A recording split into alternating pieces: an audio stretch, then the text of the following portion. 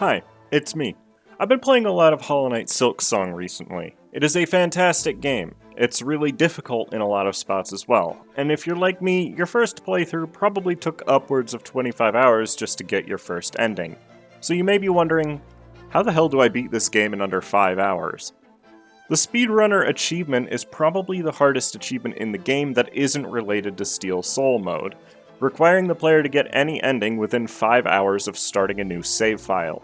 There are a lot of tools in the game that could help with this, but the time limit makes it so that going out of your way to get them means potentially not having enough time when push comes to shove. This seems incredibly daunting, but with the correct route, it's actually a lot more lenient than you'd think. All you really need are two things: your own skill and a proper route. Now, I am not a speedrunner.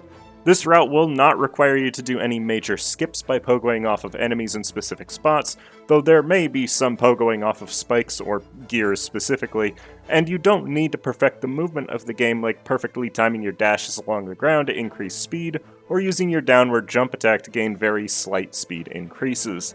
We're just going to be playing the game by doing regular walking and sprinting for the most part. The other thing to know, this game is very hard. While having a proper route is definitely going to be the most important tool for this achievement, you are going to encounter at least 2 heavy combat segments that will likely be difficult without proficiency of the game's combat. I would not recommend attempting this without first beating the game and becoming well acquainted with how your abilities feel to use. And lastly, perhaps a little obviously, spoiler warning for Hollow Knight Silksong. You have to beat the final boss for this achievement after all, so I am going to have to talk about fighting it. I haven't shown anything too spoiler yet, but you have been warned, so let's get right into the route. To start off, you don't have much of a choice but to play through Moss Grotto, Bone Bottom, and the Marrow rather normally. So move your way up through Moss Grotto, defeat the Moss Mother, proceed through Bone Bottom, and open the gate at the start of the Marrow by completing the first scripted enemy arena like normal. As you proceed through the Marrow, there will be a couple of side rooms that have extra pickups you can get if you want them, such as a room with some free rosaries, or the room with the shard necklace since we won't be needing our yellow equipment slot this run. But they aren't necessary, so don't feel bad for skipping them. Proceed past Chakra, because we won't be buying any maps. We need to save our rosaries for some specific spots in the run. Once you're in Moss Home, there's 2 optional things you'll want to do. The first is to go down and unlock the elevator that leads to Bone Bottom, as we'll be using it for a brief detour later on, and the second is in this room. Break the wall right at the start to reveal a hidden passage and grab the Coral Commandment. This is going to be used to get some extra rosaries later on, as we will want it by the end of the run. Once you've done those 2 things, unlock the Silk Spear like normal, proceed to the Bell Beast boss fight, defeat it, collect the Silk Heart, and progress into Deep Docks as usual. Oh, and before fighting Bell Beast, it might be good to rest at the bench in the room right below it, which I just did not do, and I nearly died, losing all of the time I had put into the run up to this point.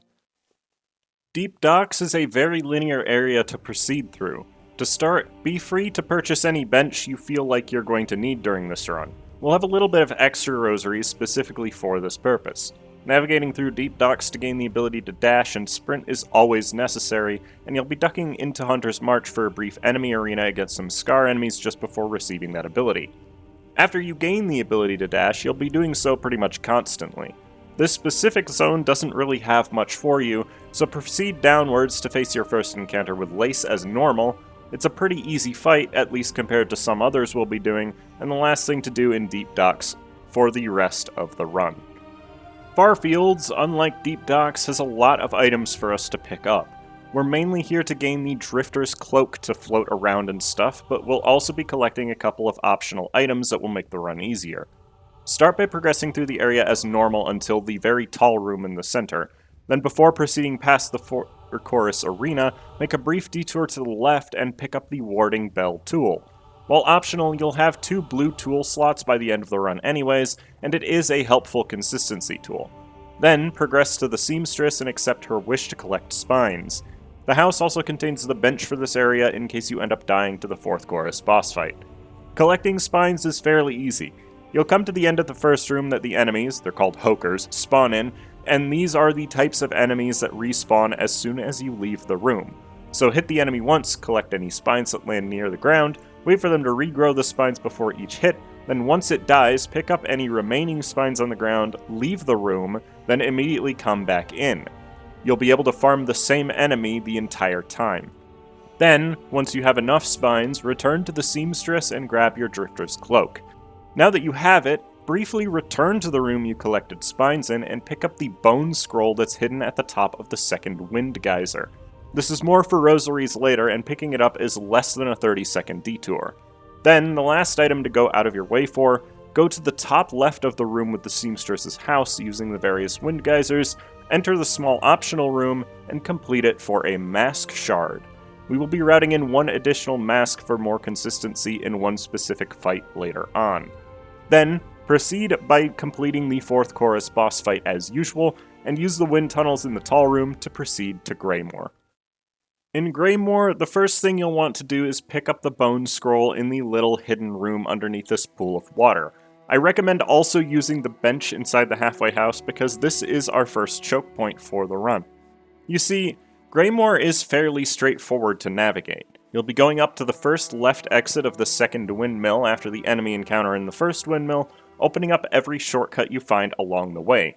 The route is straightforward, however, if you don't want to use the Hunter's Crest for this run, this is your opportunity to take a small detour to grab the Reaper's Crest. Reaper makes some brief platforming later a bit easier, and the extra thread it produces on hitting an enemy after a heal is very nice.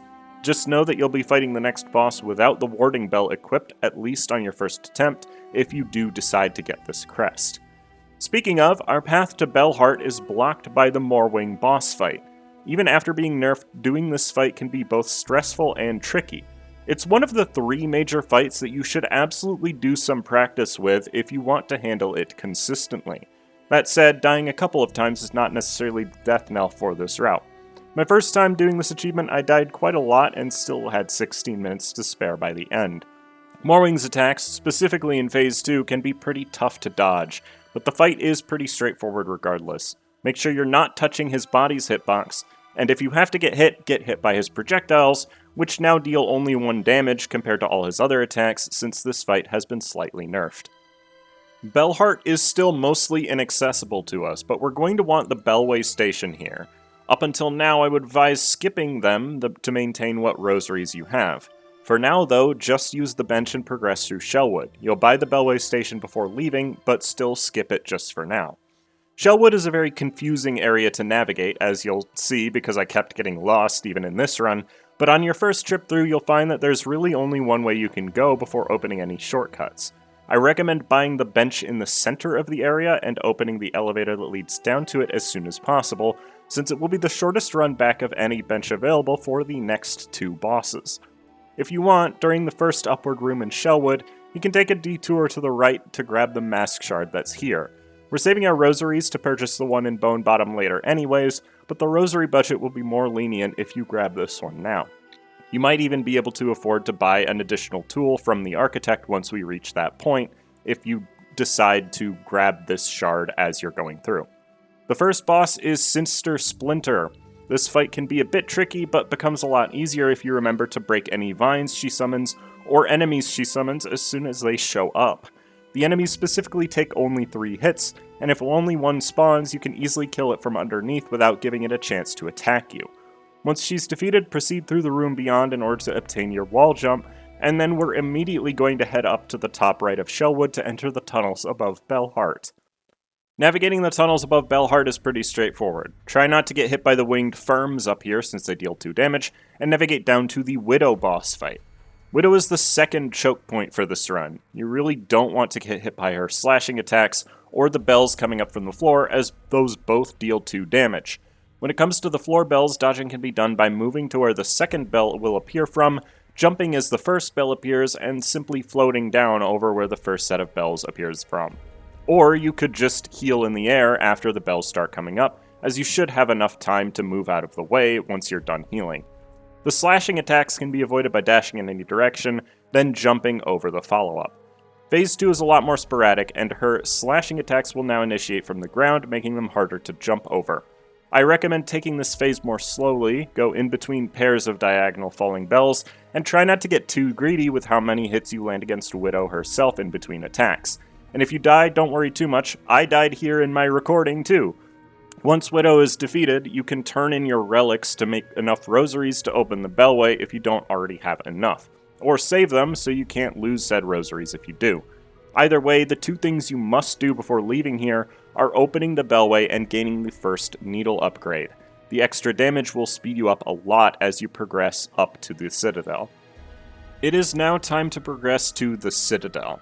We'll be using the path through Sinner's Road to reach the citadel, as it is the fastest one and specifically avoids enemies that use fire, as well as avoids blasted steps because that area sucks.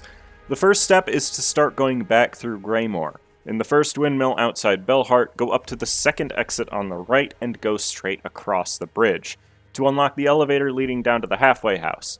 You should use the bench here if you're worried about dying in Sinner's Road. Don't be like me, who didn't use the bench here and then ended up dying in Sinner's Road. Sinner's Road is a dangerous area, and you'll likely spend some time fighting a handful of enemies to get them out of your way. That said, you really do not want to fight muck roaches at all, so carefully avoid them in the first room by navigating over and under the cages the way that you see on screen. You'll have to proceed up through Sinner's Road the normal way, including through one very awful room, and it might be worth grabbing the bench in the side room if you're afraid of dying to wraiths inside the mist. And while it will require about a minute of parkour, you do have time to grab it if you want to. And if you don't die like I did, it shouldn't take too much time to do. The mist is a confusing and RNG dependent area when it comes to how much time you'll spend in it. You'll want to find groups of fireflies to play your needle in for, and they will point you in the direction of the correct exit of the room. But regardless, you'll be going through anywhere from 2 to 10 rooms here, and there's not really a map to help you out either.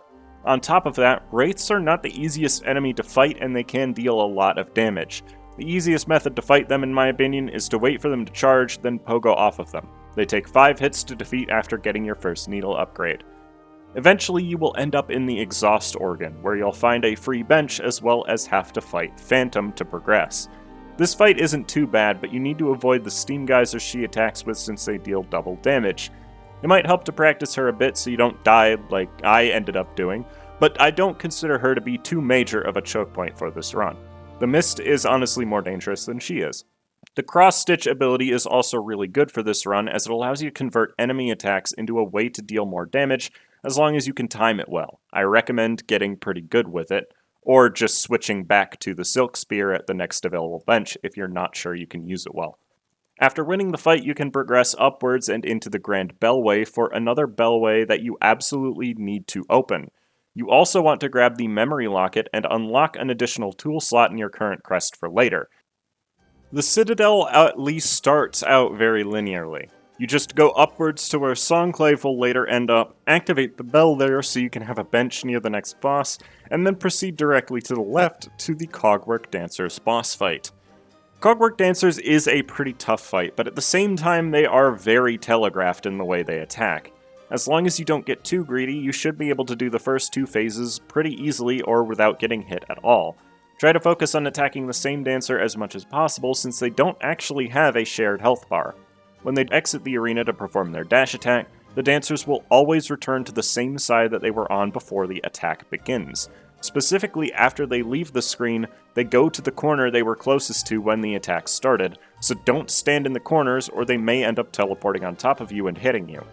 Once the fight is over, immediately go downwards into Clockwork Core, use the bench, and proceed to the right so you can enter into the Whispering Vaults. You can open up the shortcut to Songclave if you feel you need it, but otherwise your next stop will be the Vault Keeper's room. Pick up the Psalm Cylinder at the end of the room and use the bench, sell the Psalm Cylinder immediately for some extra rosaries, and then proceed through the area until this room. Open the hidden path going upwards, and collect your second or third mask shard for what is basically no effort. Another item you need to collect in the Whispering Vaults is the pale oil that is found in the large room above the stage. The extra damage is going to be needed for what's coming up in the high halls. Then, go into the stage, open the shortcut, and run down to the Grand Bellway to use the bench there, then return to Belhart and upgrade your needle a second time. Here's where the run gets a bit interesting. If you have 360 rosaries, or if you have 3 mask shards and 60 rosaries, go back to Bone Bottom.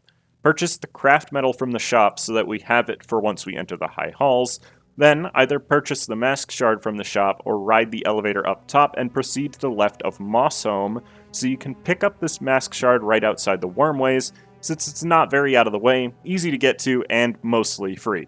By this point you will have 6 HP, which while not required will help with survivability from here on out. Return to the Grand Bellway and proceed up to the stage so we can fight Trobbio. His attacks aren't too difficult to dodge, but a lot of them deal extra damage, so play a little safe and only hit him when you have the opportunity. I personally am not great at this fight, which is why you see me taking a lot of damage here. I find it's pretty good to bounce off of him while he's a tornado for some easy damage. Oh, and don't stand right next to where he spawns, as it will hurt you once the fight starts. Once he's defeated, pick up the claw mirror to equip at the next bench, and proceed to the elevator that leads down to the Underworks. As soon as you're at the bottom of the elevator after Trobbio, send it back up without riding it back up. Then go to the left and use the bench under the Architect, riding the wind tunnel up so we can go down and around into the Cauldron to unlock the Silk Shot upgrade.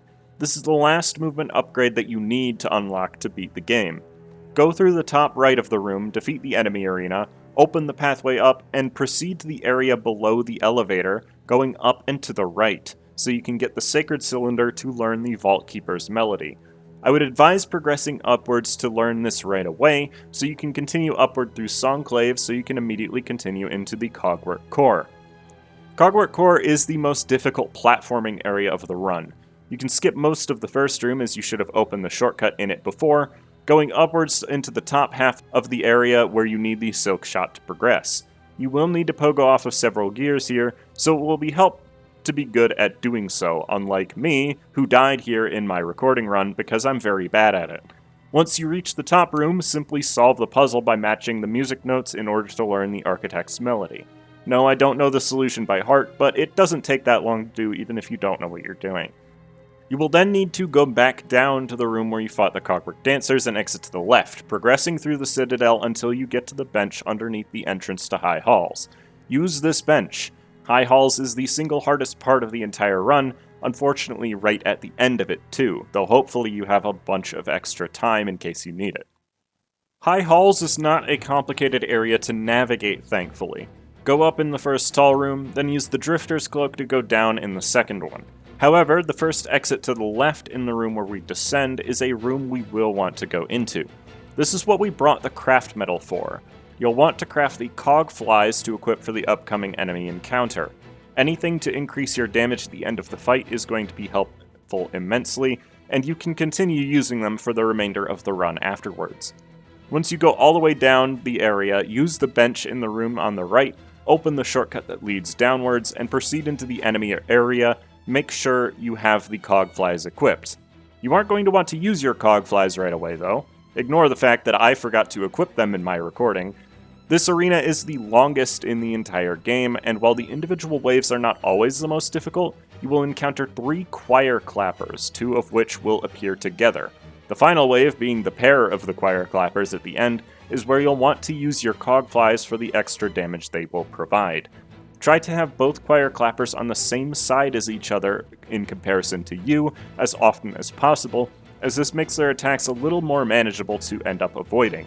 They have a ton of HP, but will eventually go down if you maintain pressure on them. And don't feel ashamed in dying here. You should be able to have time for a bunch of attempts. As long as you still have 30-ish minutes by the time you win the fight, you can still make it. Once you finally win, proceed and learn the conductor's melody. The cradle is the final area we need to go to. Play the threefold melody and ride the elevator up to the second fight with Lace. This is just a faster version of the previous fight where her attacks become a bit more dangerous, and especially so in Phase 2. It is a fight that is good to learn, but even I died to her a few times in my initial run for this achievement. Overall, the fight isn't too difficult, and you're past the difficult part of the run overall anyways. Once you defeat Lace, move over to the right of the cradle and unlock the shortcut so you can use the bench in the terminus. This way, if you die to the final boss, the run back isn't too bad. Grandmother Silk is not that difficult of a fight, thankfully, as I find her even easier than Lace 2 is. Just focus on dodging her attacks, getting 1 to 3 hits off between attacks, and not being too greedy, and she should go down relatively quickly. Even in Phase 2, it can sometimes be smarter to just wait until she's nearby if the floor spikes are covering too much of the arena. Oh, and if you need to, you can also remove the floor spikes by just hitting them with your needle twice. It might be a bit of a long fight, but it isn't the run killer that you would expect it to be for the end of the game. And that's the route. The run I did clocked in at 2 hours and 13 minutes and had 4 deaths in total. If you want to watch it in its entirety in its unedited state, I have it linked down below as well. Hopefully this helps out everyone looking to get this achievement. I hope you enjoyed and found it helpful. Please like and subscribe, and honestly, let me know how your experience with Silksong is going so far, as I absolutely love this game. I hope you have a great rest of your day, and I hope to see you again soon.